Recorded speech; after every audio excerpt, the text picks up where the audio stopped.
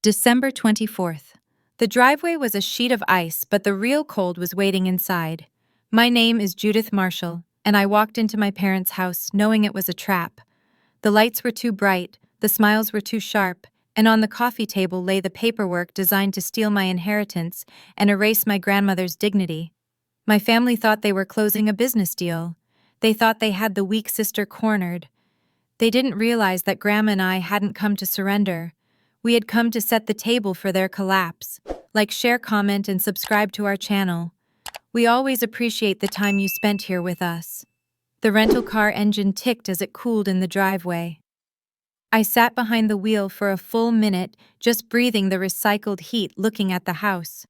It was a sprawling colonial in a suburb where the lawns were manicured to within an inch of their lives, and the silence was heavy enough to weigh on your chest. My parents' house. It looked perfect. The wreath on the red front door was symmetrical. The lights in the windows were warm white uniform, not a single bulb burnt out. It was a stage set, and I knew exactly what role I was expected to play. The difficult one. The one who left. The problem that needed managing. I checked my face in the rearview mirror. I looked like myself, which was usually the first thing they tried to correct. Late 20s, tired around the eyes, hair pulled back because it was practical, not because it was stylish. I didn't have the gloss they liked. I had a life in the city that was small, quiet, and mine. I paid my own rent. I chose my own hours. It wasn't the life they wanted for me, so to them it didn't count. I hadn't planned on coming back this year. The distance was the only thing that kept the peace. But Grandma had called. Her voice had been thin over the phone, static-laced and wavering, asking me to come. She was the one person in this house who didn't look at me like a balance sheet. So I came. I got out of the car. The cold air bit at my cheeks. I grabbed my bag, locked the door, and walked up the path. The snow had been shoveled into precise, sharp-edged banks. I rang the bell. I didn't have a key anymore. I hadn't had a key for 6 years. My mother opened the door. She was wearing cashmere and a smile that didn't reach her eyes. She smelled of expensive vanilla and hairspray. "Judith," she said. It wasn't a greeting. It was an acknowledgement of arrival. She stepped back to let me in. "You made good time, though you look tired. Are you eating enough?" "I'm fine, Mom," I said. I stepped into the foyer. The heat was cranked up too high, a stifling wall of cinnamon-scented air. "Well, give me your coat," she said, reaching for it. "Your sister is already here. She took the early train." I handed over my coat. It was wool, functional, 3 years old. My mother brushed a piece of lint off the shoulder before hanging it in the closet, burying it behind a wall of fur and down.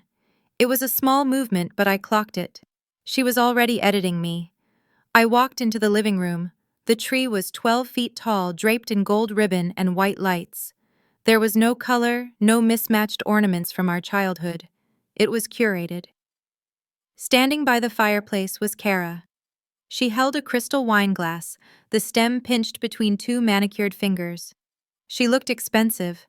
Her hair was lighter than the last time I'd seen her, her skin glowing with the kind of health you buy in a bottle. She turned, her smile practiced. "Jude," she said, "you made it." "Hi, Kara." She scanned me head to toe. It was a swift, efficient appraisal. She lingered on my boots, scuffed leather, and the sweater I'd bought on sale. "You look comfortable," she said. "It's a long drive." "I bet. I was just telling Mom about the promotion. Senior Vice President of Marketing now. It's exhausting, but the bonus structure is incredible." She took a sip of wine. "How is whatever it is you're doing, graphic design, technical writing," I corrected. "And it's going well." "Right, technical writing." She said it flatly, like I'd said I was unemployed. "Well, as long as it pays the bills. Mom said she was worried about your rent going up." "My rent is fine." "Of course," she said, turning back to the fire. "We just worry. You've always been so independent." She made the word sound like a diagnosis, a condition that required treatment. I needed a drink, but I didn't move toward the bar cart. I just stood there feeling the familiar tightness in my jaw. The room was too bright. Every surface gleamed. It felt less like a home and more like a showroom where you weren't allowed to touch anything. Then I heard the click of the cane against the hardwood floor. Grandma appeared in the doorway of the dining room. She had shrunk. That was the first thing I noticed. She used to be tall, imposing a woman who filled a room just by standing in it. Now she was bent, her cardigan loose on her shoulders. Her white hair was thin, but when she looked up, her blue eyes were clear. They weren't soft. They were sharp, assessing the room with a hunter's precision. "Grandma," I said. The tightness in my chest loosened. She looked at me. For a second her face remained stern, and then she smiled. It was the only real thing in the house. I crossed the room and hugged her. She felt fragile, like a bundle of dry sticks wrapped in wool. She smelled of lavender soap and old paper. She held me tighter than I expected. Her grip was surprisingly strong. She pulled me down slightly, bringing her mouth to my ear. I expected a greeting, a welcome. "Don't drink anything you didn't pour," she whispered. The words were barely breath, but they hit me like ice water. I pulled back, looking at her face. She was smiling benignly, patting my cheek. She looked like a sweet, confused old lady, but her eyes were locked on mine, hard and unblinking.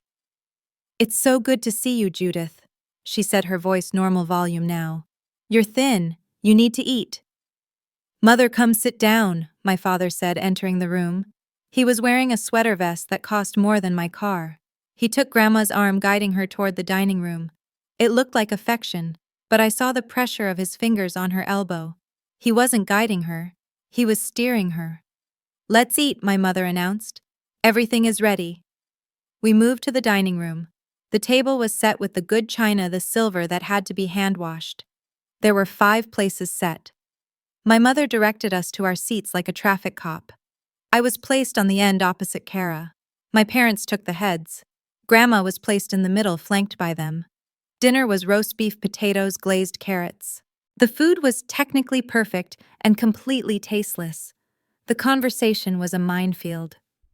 "So," my father said, cutting his meat with surgical precision. "Judith, still at the same apartment?" "Yes." "And the car? That rattling thing I saw in the driveway?" "It's a rental, Dad. My car is fine." "We just want to make sure you're safe," my mother said. "You know how we worry. You're so far away. If something happened—" "Nothing is going to happen," I said. I watched my mother pour wine. She filled Kara's glass, then Dad's. She moved to Grandma's glass. "Just water for Mother," Dad said quickly. "The doctor said alcohol interferes with her medication." Grandma didn't argue. She just watched the water being poured into her crystal goblet. She didn't touch it. I poured my own water from the pitcher, remembering the whisper. I kept my hand on the glass. "Speaking of doctors," Kara said, dabbing her mouth with a linen napkin. "How was the appointment last week, Grandma?" Grandma looked at her food. "It was fine." "Dr. Evans said you seemed a bit foggy," my mother added, her voice dropping to that sympathetic register that made my skin crawl. "He's concerned about your memory, Mom." "My memory is fine," Grandma said. She cut a potato. Her hand shook slightly. "It's nothing to be ashamed of," Dad said. "It happens. Age catches up to all of us. The paperwork, the bills, it's a lot to manage. We just want to make sure things are simple for you. Family should keep things simple." I stopped chewing. I looked around the table. The air had changed. The performative niceties were thinning, revealing the steel underneath. This wasn't small talk. This was a preamble. "We've been looking into the estate planning," my mother said casually, as if discussing the weather. "The trust is terribly complicated, and with your confusion getting worse." "I'm not confused," Grandma said. She sounded small, defeated. "You forgot where you put your glasses yesterday," Kara pointed out gently. "And you forgot my title at work." "That's hardly dementia," I said. My voice sounded loud in the quiet room. They all looked at me. 3 pairs of eyes, cold and annoyed. I had interrupted the script. "We're just trying to help her, Judith," my mother said sharply. "You wouldn't know. You're not here. You don't see how hard it is to manage everything. The properties, the investments. It's a burden on her. It's a lot of responsibility, Dad agreed. We think it's time to streamline things, before it gets messy. I looked at Grandma. She was staring at her plate, pushing a carrot in circles. She looked like a child being scolded, but then for a split second her eyes flicked to mine. There was no confusion there. There was only waiting. I realized then why I was here. They hadn't invited me for Christmas. They hadn't invited me to reconcile. They needed me for something. Inheritance doesn't just transfer because of a conversation over roast beef. If Grandma had money and she did millions from grandfather's patents, it was tied up. Trusts, wills, executors. To get control, they needed something. A signature, a witness, consensus. They were building a case for her incapacity. They were setting the stage to take the reins, and for some reason they needed the difficult one to agree to it. If I agreed that Grandma was losing it, if I signed off on whatever plan they had cooked up, their takeover would be seamless. I looked at the water glass I had poured for myself. I looked at the napkin my mother had set just so the sharp crease pointing at me like an arrow. This wasn't a dinner. It was a closing, and I was the last signature they needed to close the deal. The transition to the living room was choreographed. My father stood up first, dabbing his mouth. "Coffee," he said. "In the other room. We have some things to discuss." It wasn't a suggestion. We filed out of the dining room like a jury returning a verdict. The living room was exactly as we had left it, stiff, bright, overheating except for one change. A navy blue folder now sat on the marble coffee table.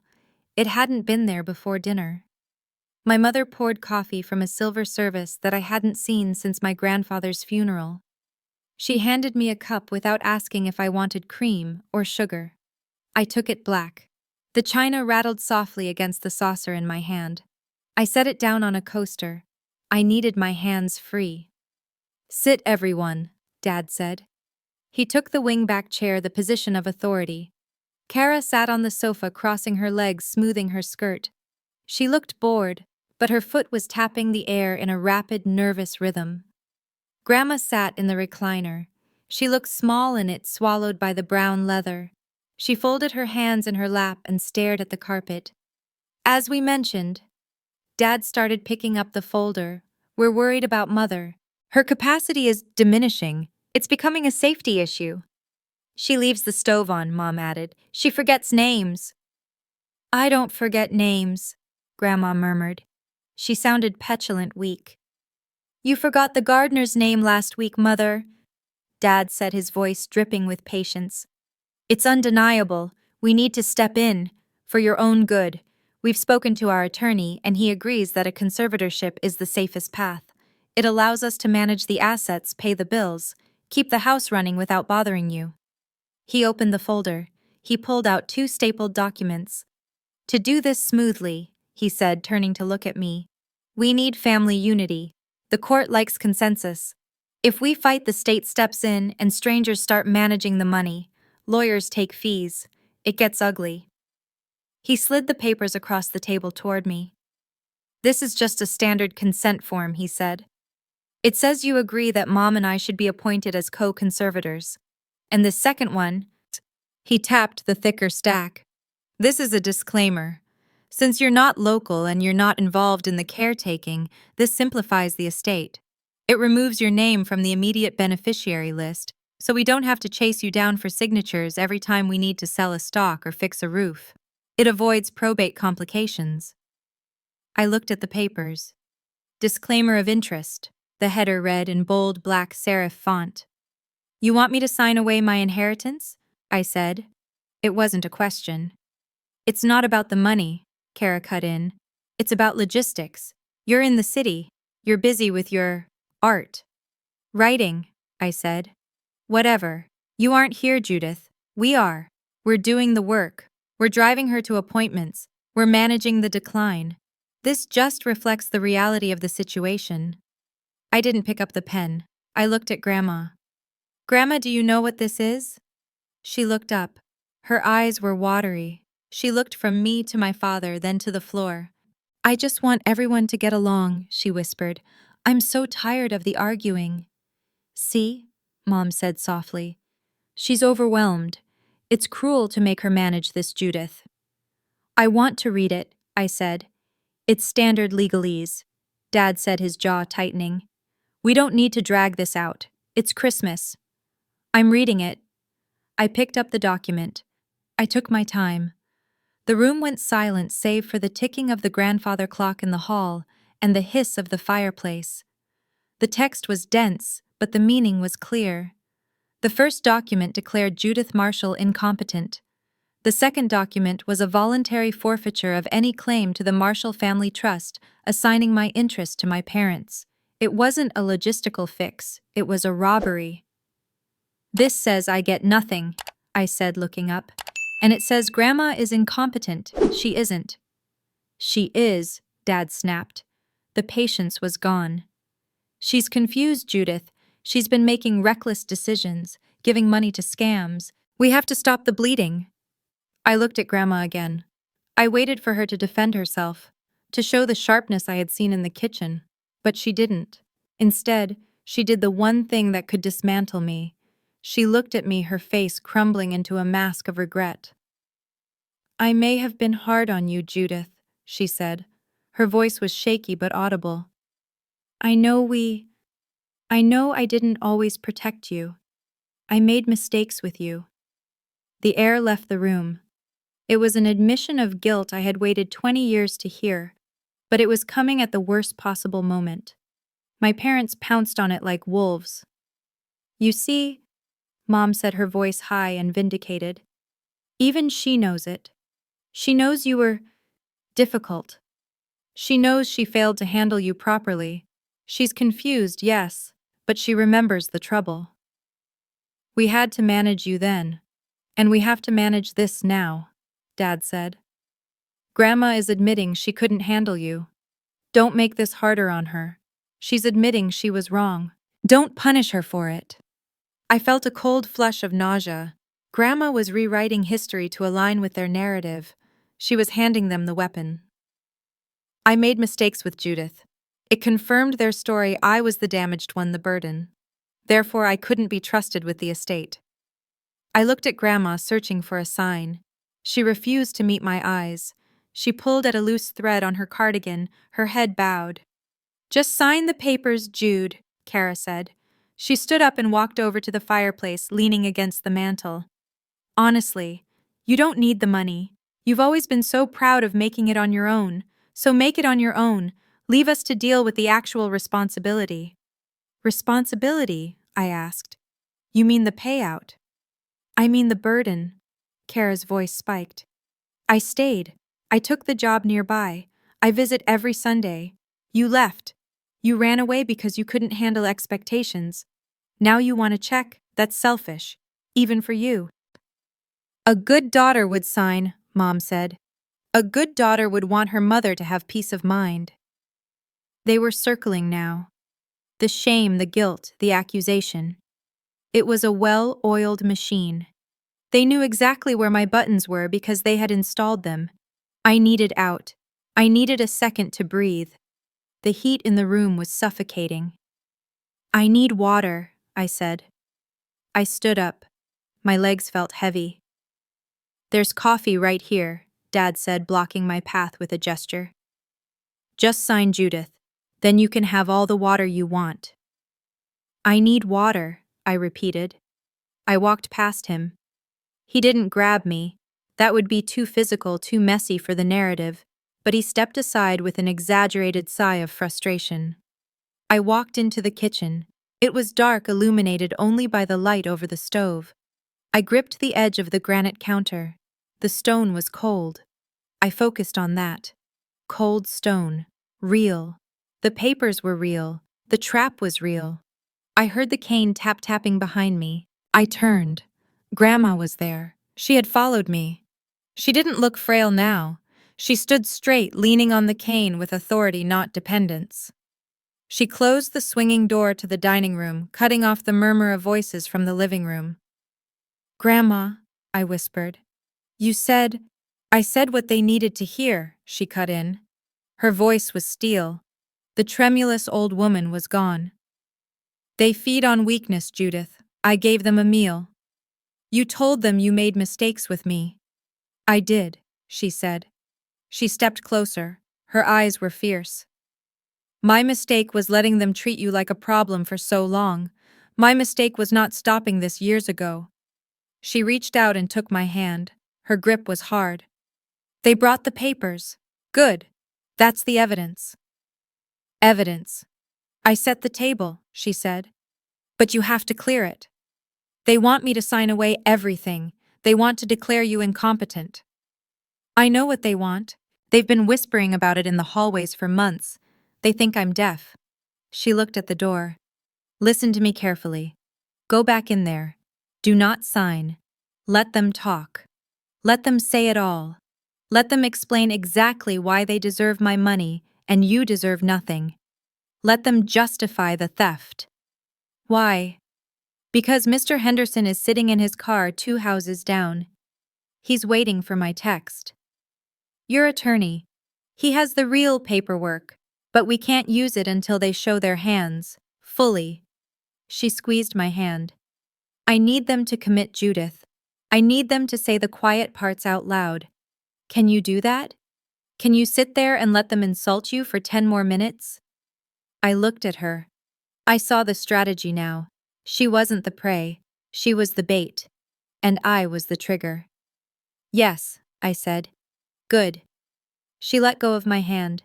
She adjusted her cardigan, slumped her shoulders, and instantly aged 10 years. She opened the door. Help me back to my chair, dear, she wailed, her voice pitching up into that fragile, confused register. I shouldn't be walking alone. I took her arm. We walked back into the living room. My father was uncapping a fountain pen. Kara was swirling her wine. They looked up annoyed that we had delayed the execution. Okay, Dad said, holding out the pen. Let's get this done. I sat down.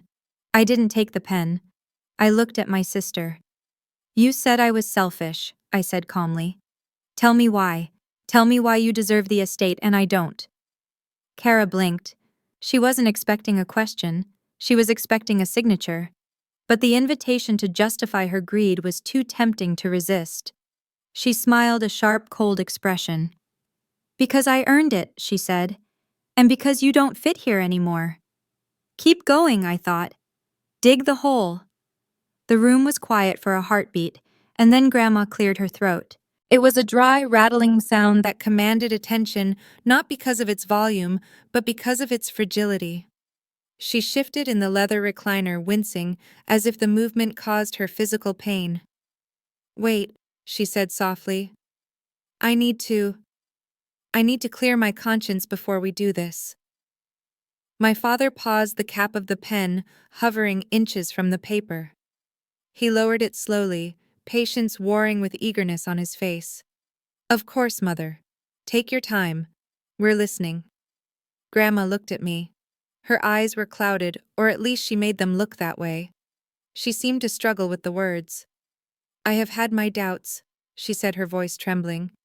About Judith. I've laid awake at night wondering if she has the character for this family's legacy. I felt the blood drain from my face. Even though she had warned me in the kitchen, even though I knew it was a play, the words landed like stones. She has always been flighty. Grandma continued, looking down at her hands. Unstable. I considered leaving everything to Kara, the one who stayed, the one who earned it. I sat perfectly still. I didn't defend myself. That was the discipline. My mother exhaled a long sigh of relief that sounded like a balloon deflating. It's okay to say it, Mom. It's the truth. We all know it. It is only right, my father added, his voice thickening with sudden generosity. Judith made her choices. She chose to leave. She chose to distance herself. Consequences are natural. I've earned this, Kara said. She wasn't looking at me anymore. She was looking at the ceiling, visualizing a future that was finally within reach. I've been the one driving you to the clinic, Grandma. I've been the one handling the contractors. It's only fair. They relaxed. The predators sensed the prey was wounded, rolling over, exposing the belly. They stopped pretending to care about my feelings and started negotiating the spoils right in front of me. The house will need work before we sell it, Dad said, gesturing vaguely around the room. But the portfolio is the main concern. We'll need to move the management to my firm immediately. The current fees are criminal. I want the jewelry kept in the family, Mom said. Judith would just pawn it or lose it. It should go to Kara. She has the lifestyle for it. And Judith? Kara asked, glancing at me with a look that was almost pitying. We should give her something, just so she doesn't, make a fuss. A stipend, Dad suggested. Conditional on her signing the disclaimer. Maybe 10,000. Enough to fix that car. But she signs tonight. Just sign, Judith. Just be reasonable for once in your life. Say you understand. Just sign, Mom echoed. Don't make this ugly. I looked at the document. The lines of text blurred. They were carving up a life, Grandma's life, while she was still sitting in the room. They weren't mourning her decline. They were celebrating it. I'm ready, Grandma said. Good, Dad said. He pushed the paper closer to me. Sign right there, Judith. No, Grandma said. The tone was different. It wasn't louder. It was simply different. The tremble was gone. The confusion was gone. It was the voice of the woman who had run a company for 30 years after my grandfather died. It cut through the room like a razor. I'm ready, she repeated, lifting her head. Her eyes were clear, cold, and absolutely lucid. I wanted to hear how you speak when you think no one is watching. Silence slammed into the room. My father froze, the pen still in his hand. Kara lowered her wineglass slowly. Mother, Mom asked, her voice uncertain. What do you mean? I mean, Grandma said, sitting up straight, shedding the frailty like a heavy coat, that the document on the table is not what you think it is. You didn't read it, did you, Robert? You were so eager to have Judith sign it, you didn't check the metadata. Of course I read it, Dad stammered. It's the standard form. It's a summary of demands, Grandma said. Prepared by my attorney based on the voicemails you've left me, based on the pressure you've applied. It's not a legal instrument. It's a confession. The doorbell rang. It was a sharp, intrusive sound. No one moved. Judith, Grandma said calmly. Would you get the door? Mr. Henderson is right on time. I stood up. My legs felt steady now. I walked to the foyer and opened the door. Mr. Henderson stood there, brushing snow off the shoulders of a charcoal overcoat. He was a man of few words, the kind of attorney who billed by the quarter hour and never smiled unless it was necessary. He carried a leather briefcase. Good evening, Judith, he said. Come in, Mr. Henderson. We walked back into the living room. The atmosphere had shifted from a tribunal to a panic. My father was standing now. Kara looked pale. What is this? Dad demanded. Who is this? You know George Henderson, Grandma said. He's been my estate attorney for 40 years, and he's here to witness the fact that I am of sound mind, sound body, and entirely done with this charade. Mr. Henderson set his briefcase on the coffee table right on top of the blue folder. He clicked the latches open. The sound was as loud as a gunshot in the quiet room. Mrs. Marshall, Mr. Henderson said, his voice gravelly and precise. Do you understand the nature of your assets and the disposition of your estate? I do, Grandma said. Are you under any duress? Not anymore. Mr. Henderson pulled out a bound document. It was thick, cream-colored paper bound with a blue ribbon. Real legal weight. The Marshall Family Trust was restated and executed 3 weeks ago, Mr. Henderson announced, addressing the room but looking at my father. The assets have been fully funded into the trust. The deed to this house, the investment accounts, the patent royalties. It is done. Restated. Dad's face went red. You can't do that. She's not capable. We have doctors who will testify. You have a podiatrist who is a golf buddy, Grandma snapped. I have a neurological evaluation from the state teaching hospital dated 2 days ago. I scored a 30 out of 30. I am not confused, Robert. I was tired. There is a difference. So what? Kara asked, her voice shrill. What does the new trust say? Grandma looked at her. It says that the primary beneficiary and sole successor trustee is Judith. The silence that followed was total. It was the silence of a bomb that had gone off but hadn't yet registered as sound. Judith, Mom whispered. But she's the only one who came here without asking for a thing, Grandma said. She's the only one who poured her own water. She's the only one who didn't look at me and see a bank account. This is insane, Dad shouted. She's unstable. She can't manage a trust of this size. The trust is structured to protect the assets, Mr. Henderson interjected smoothly. Judith has controlling interest. You, Robert, and you, Kara, have been removed as beneficiaries. There are small restricted stipends for your maintenance administered at Judith's sole discretion. Discretion? Kara choked out. I have to ask her for money. You don't have to ask, Grandma said. You can earn your own, like you told Judith to do. Grandma turned to my mother. You didn't want my health, Martha. You wanted my signature. You wanted to warehouse me in a facility and liquidate the house.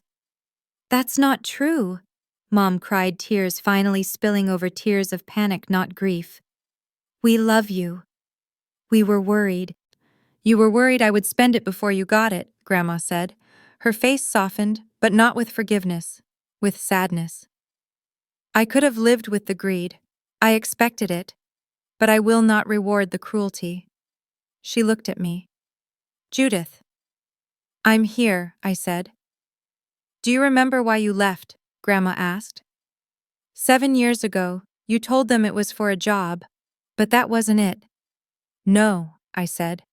Grandma turned to my parents. You blamed her for the fire in the garage. You told everyone she was reckless. You let the neighbors believe she was dangerous. She paused. I found the matches in Kara's jacket pocket 2 days later. I never said anything. I thought I was keeping the peace. I thought I was protecting the family. She looked at Kara, who had gone dead white. I was wrong, Grandma said. Silence isn't protection, it's permission. I felt a lump in my throat so hard it hurt. I hadn't known she knew. For 7 years I thought she believed the lie too. I didn't come here for the money, I said. My voice was quiet, but in the dead silence of the room it carried. I came because you asked. I stayed because I wanted to believe that this family was something other than this. I know, Grandma said. This won't stand, Dad hissed. He was shaking. We'll contest it. We'll drag this through probate for years. We'll prove undue influence. We'll paint Judith as a manipulator who preyed on an old woman. Mr. Henderson didn't blink. He just tapped the document. Clause 14, he said. The no contest provision. It's specific, Robert. If any beneficiary challenges the validity of this trust or the capacity of the grantor, their restricted share is automatically forfeited in its entirety. And given that I have recorded tonight's conversation with Mrs. Marshall's consent, and in accordance with state one-party consent laws, as evidence of your attempt to coerce her into signing a disclaimer, I would strongly advise against litigation. He pointed to the mantel. A small black device barely visible behind a framed photo of me blinked a tiny red light. You're on the record, Grandma said. Attempted fraud, elder abuse, coercion. My father looked at the device, then at Mr. Henderson, then at Grandma. The color drained from his face. The bluster evaporated. He wasn't a shark anymore. He was just a man in a sweater vest who had gambled everything on his mother being weak and lost because he forgot she was the one who taught him how to play the game. The amendment is executed, Mr. Henderson said, closing his briefcase. Copies will be delivered to your offices in the morning. I suggest you all go home. It wasn't a suggestion. It was an eviction. The room didn't clear all at once. It emptied in fragments like a structure losing integrity. My father was the first to move. He paced a tight circle on the Persian rug, his hands balling into fists, and then releasing over and over. He looked at the recorder on the mantel as if it were a bomb that hadn't gone off yet. My mother sat on the sofa weeping. It wasn't the loud theatrical crying she used to get her way. This was a high, thin whine, the sound of a child who has been told the party is over. Kara was standing by the window, thumbing furiously at her phone, her face illuminated by the cold blue light of the screen. I sat back down. The adrenaline that had held me upright during the confrontation drained away, leaving a sudden hollow exhaustion. My hands started to shake. I clasped them under the table to hide it. I looked at the dinner table through the open archway. The roast beef was gray now, the gravy congealed into a thick, wrinkled skin. A wine glass had been knocked over during the shouting Kara's, I realized, and a dark red stain was spreading slowly across the white tablecloth. Mr. Henderson began packing his briefcase. He moved with methodical slowness, snapping the latches, checking the lock. He was a barrier, a physical wall between me and the people who had raised me. "This isn't over," my father said. He stopped pacing and looked at me. His eyes were hard, but there was fear behind them now. "You think you've won the lottery, Judith? You think you can just steal this family's legacy?" "I didn't steal anything," I said. My voice was steady, though my stomach rolled. "I just stopped you from stealing it." "We'll fight this," he spat. "We'll find a judge who sees sense. You manipulated a senile old woman." "Robert," Mr. Henderson said without looking up, "I have the affidavits. I have the video logs from the competency hearing. If you file, you trigger the clause. You lose the stipend. You lose the access. You lose everything. Do the math." Father flinched. He was a man who understood leverage, and he had none left. My mother stood up, wiping her eyes with a cocktail napkin. She walked over to me, not with aggression, but with a terrifying, weaponized pity. "How can you do this to your sister?" she whispered. "Kara has worked so hard. She built a life here. You're going to leave her with nothing, just to be spiteful." "I'm not doing anything to Kara," I said. "Grandma made a choice." "You're punishing us," she said. "Because we were hard on you. Because we wanted you to be better." "No," I said.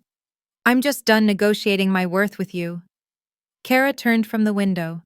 She put her phone in her pocket and walked over. She didn't look at Mom or Dad. She looked at me, and for a second, I saw the sister I used to play with in the backyard before the expectations crushed the air out of the house. "Jude," she said, her voice dropping to a conspiratorial murmur. "Look, they're crazy, we know that, but don't leave me with them. We can split it, you and me. Just cut them out and we can work something out. I can help you manage the properties. You don't know the local market." It was the saddest thing I had heard all night. She wasn't angry, she was desperate. She was trying to cut a side deal on the deck of the Titanic. "No," I said. "Jude, come on, be reasonable." "I am being reasonable," I said. "I'm saying no." "You were always selfish," she sneered, the mask slipping back into place. "Always." "I think it's time to leave," Grandma said. She hadn't moved from her chair. She looked exhausted, her skin papery and pale, but her chin was high. My father looked at her. He opened his mouth to speak, perhaps to launch one final guilt trip, but the doorbell rang again. Everyone froze. In this house, unplanned visitors were a catastrophe. I went to the door. It was Mrs. Higgins from next door. She was holding a stack of Tupperware containers and wearing a bright red parka. "Merry Christmas, Judith," she chirped, oblivious to the radioactive tension leaking out of the hallway. "I saw the cars and thought I'd drop off the pie plates your mother left at the potluck. And I brought some divinity fudge." She looked past me into the living room, where my family stood like statues in a museum of dysfunction. "Oh, am I interrupting?" she asked, her eyes widening. She was the town gossip. This moment would be common knowledge by breakfast. "My parents were just leaving," I said loud enough for them to hear. "They have an early morning." My father, ever the performer, buttoned his coat. He forced a smile that looked like a rictus of pain. "Hello, Martha. Yes, heading out. Long drive." He walked past me without looking at me. He stepped out into the snow, marching toward his car. My mother followed, nodding frantically at Mrs. Higgins, hiding her blotchy face in her scarf. Kara brushed past me, her shoulder checking mine hard enough to bruise. She didn't say a word. She just walked into the cold dark. I watched them go. I watched the taillights of my father's Mercedes flare red as he braked at the end of the driveway, then turn onto the main road and disappear. I closed the door. The silence that rushed back into the house was heavy, but it wasn't oppressive anymore. It was just quiet. I walked back into the living room. Mrs. Higgins had sensed the vibe and retreated quickly. It was just me, Grandma, and Mr. Henderson. Mr. Henderson clicked his briefcase shut. "I'll leave the binder here, Mrs. Marshall. It contains the trust abstract, the power of attorney, and the keys to the safe deposit box. I'll have the notary formalize the minutes from tonight." "Thank you, George," Grandma said. He nodded to me. "Judith, call my office on Monday. We'll need to go over the signature cards for the bank." "I will," I said. He let himself out. I stood there for a moment listening to the grandfather clock. Tick, tick, tick. It was the only sound in the world. I picked up a piece of the broken ornament from the floor, a silver glass ball that Kara had knocked over. It was shattered into sharp, glittering shards. "I'm sorry," Grandma said. I turned. She was looking at me and her eyes were wet. "For what?" I asked. "You won." "I used you," she said. "I let them think I was betraying you. I let them say those things to you. I needed them to think you were out of the picture so they would show me who they really were. I couldn't do it alone, Judith. I needed you to be the lightning rod." I walked over and sat on the ottoman in front of her chair. I was angry. I let myself feel it. It burned in my chest, hot and sharp. "It hurt," I said. "Hearing you say you made mistakes with me. Hearing you agree with them." "I know," she said. She reached out and touched my hand. Her skin was cold.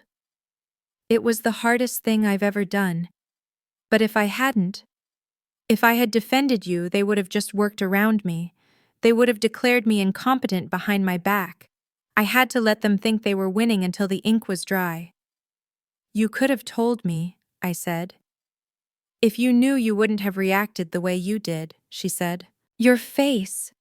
When I said those things, it was real. Robert needed to see that. He needed to believe he had broken you." I looked at the fire dying in the grate. She was right. It was a brutal Machiavellian piece of strategy. It was exactly the kind of thing the old Judith, the one who wanted to please them, would have crumbled under. But the new Judith, the one who lived in a small apartment and paid her own bills, understood it. "I'm not a child anymore, Grandma," I said. "You didn't have to protect me from the truth." "I wasn't protecting you from the truth," she said. "I was showing you theirs. I was wrong when I stayed quiet all those years. When they blamed you for the garage. When they criticized your clothes, your job, your life. I thought I was keeping the peace. But there is no peace with people who need a victim." She squeezed my hand. "I won't stay quiet now. And neither will you." "No," I said. "I won't." I stood up. "I'm going to clean up the kitchen." "Leave it," she said. "I can't," I said. "I need to do something with my hands." I went into the dining room and started clearing the table. I scraped the cold roast beef into the trash. I poured the stagnant wine down the sink. I loaded the dishwasher. It was mundane work, rhythmic and simple. Plate, glass, fork, knife. When I came back out, Grandma was asleep in the chair. Her mouth was slightly open, her breathing shallow but steady. The blue binder sat on the table next to her, a dense block of legal protection. I picked it up. It was heavy. Inside were the deeds, the account numbers, the authority. But it wasn't a prize. It was a shield. I took the papers into the kitchen and sat at the island. I read through them. Mr. Henderson had been thorough. My parents couldn't move a cent without my signature. If they tried to contest, they lost the small allowance they had been granted. It was a perfect cage. I took out my phone. I had 3 missed calls from my mother and a text from Kara. "We need to talk. Call me." I didn't block them. That would be a reaction. Instead, I typed a single message to the group chat. All future communication regarding the estate or Grandma's care must go through Mr. Henderson's office in writing. Do not come to the house without an appointment. I hit send. Then I put the phone face down on the counter. I walked to the window and looked out at the driveway. The snow was falling again, filling in the tire tracks my father had left. By morning, the ground would be smooth and white, as if they had never been here at all. I drove back to the city 3 days later. The roads were dry, the sky a flat, relentless gray. I didn't listen to music. I just listened to the hum of the tires on the asphalt and the silence in my own head. It was a new kind of silence. It wasn't the silence of holding my breath or waiting for the other shoe to drop. It was the silence of a room that has been emptied of furniture. Echoey but clean. I returned the rental car. I took the subway to my apartment. I unlocked the door with my own key. The air inside was stale, smelling of dust and old coffee, but it was my air. I didn't turn on the lights. I just sat on the floor by the window and watched the streetlights flicker on below. The inheritance didn't hit my account all at once. It came in stages, a bureaucratic dismantling of a dynasty. First, the transfer of trusteeship, then the access codes, then the funding. It didn't feel like winning the lottery. It felt like an unclenching. I didn't quit my job. I liked the work. I liked the logic of it. But I sent an email to the accounting department and changed my direct deposit. I stopped checking my bank balance every morning before buying a coffee. That was the first luxury, the absence of math. I used the first distribution to pay off my student loans. I watched the balance hit 0 on the screen. I didn't cry. I just felt lighter, as if gravity had released its hold on my ankles. Then I bought the building I lived in. It was a 4-story walk-up brick, sturdy but tired. The landlord was selling and developers were circling with plans for glass condos. I bought it cash. I kept the tenants. I fixed the boiler. I lowered the rent for Mrs. Alvarez in 2B because her husband had just had surgery. It wasn't charity. It was stability. I was buying the kind of neighborhood I wanted to live in. I didn't buy a new wardrobe. I didn't buy a sports car. I still wore the same boots. But when I walked down the street, I walked differently. I wasn't apologizing for taking up space anymore. The fallout from the family was exactly what Mr. Henderson had predicted: messy, petty, and legally impotent. They didn't sue. They couldn't.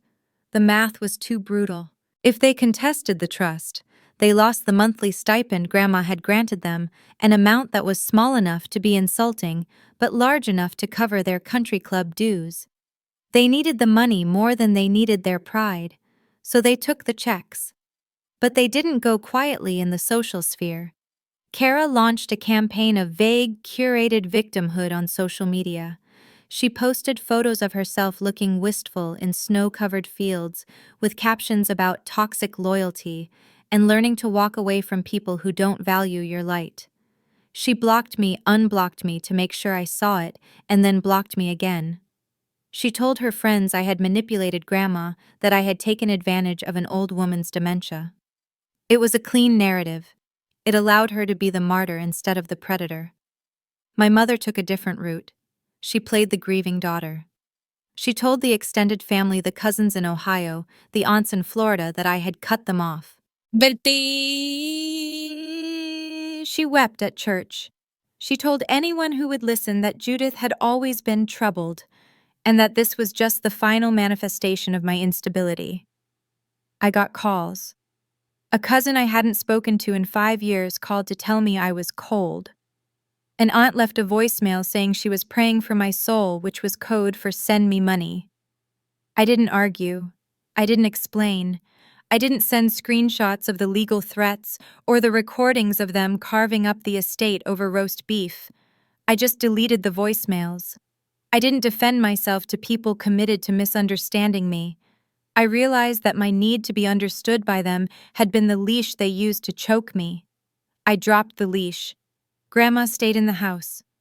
I hired a live-in companion, a sturdy, kind woman named Elena, who cooked real food and didn't mind hearing the same stories twice. I visited once a month. We sat in the kitchen. We didn't talk about my parents. We talked about books. We talked about the garden. 2 months after the dinner, a package arrived at my apartment. It had no return address, but the handwriting was unmistakable. Spidery, sharp blue ink. I opened it at my kitchen table. Inside was a small wooden box. It was cedar smelling of thyme. I recognized it. It had sat on Grandma's vanity for as long as I could remember. We were never allowed to touch it. I opened the lid. Inside was not a diamond or a check or a piece of the family silver. It was a pocket knife. It was old, the handle bone-white and yellowed, the blade worn down from sharpening. It had belonged to my grandfather. Underneath the knife was a letter. Judith, you always thought you were the difficult one because you didn't cry when things broke. You thought you were cold because you didn't perform sadness the way your mother did. When you were 6, a bird hit the front window. It broke its wing. Kara screamed and ran inside. Your mother cried and called for your father to do something. Your father went to get a shovel to bury it. You didn't cry. You went to the garage and got a shoebox and a soft towel. You sat with that bird for 4 hours until it died. You didn't look away. You didn't ask to be comforted. You just did what was necessary. They told you that you were unfeeling. I saw that you were the only one capable of handling the truth of dying. You have the spine this family lacks. Keep the knife. It's for cutting ties. Love, Grandma. I held the knife. The bone handle was cool in my palm. I ran my thumb over the worn steel. I remembered the bird. I remembered the accusation in my mother's eyes when I walked into the kitchen with the dead bird in the box, dry-eyed and dirty. What is wrong with you? She had asked. Nothing. There had been nothing wrong with me. I put the letter back in the box. I put the knife in my pocket. The next morning was a Tuesday. The sun came through the east window, sharp and pale yellow. I made coffee. I stood in the center of my living room, the steam rising from the mug in my hands. The city was waking up outside, the grind of gears, the shout of a delivery driver. I thought about the dinner table. I thought about the way the light had reflected off the crystal, the way my father's hand had hovered over the pen, the way Kara had looked at me with that terrified, desperate greed. I thought about the silence after they left. For years I had thought that leaving them meant I had lost something. I thought I was a fragment broken off from the whole. I had spent my 20s trying to sand down my edges so I could fit back into the puzzle. I took a sip of coffee. It was hot, bitter good. I wasn't a fragment. I was the whole thing. I looked at the dust motes dancing in the shaft of light. I had a building to manage. I had a grandmother to visit. I had a life that was quiet and solvent in mine. I did not lose my family that night. I found my life. And so Judith closed the book on a difficult chapter, choosing freedom and boundaries over the illusion of family obligation. If you found this tale of strategic planning and restrained justice satisfying, hit that like button. We read every single comment of your thoughts on Judith's final decision and what you would have done in her place. Don't forget to subscribe for more narratives of defiance and consequence. Thank you for listening. This has been a story from Radiance. We'll see you next time.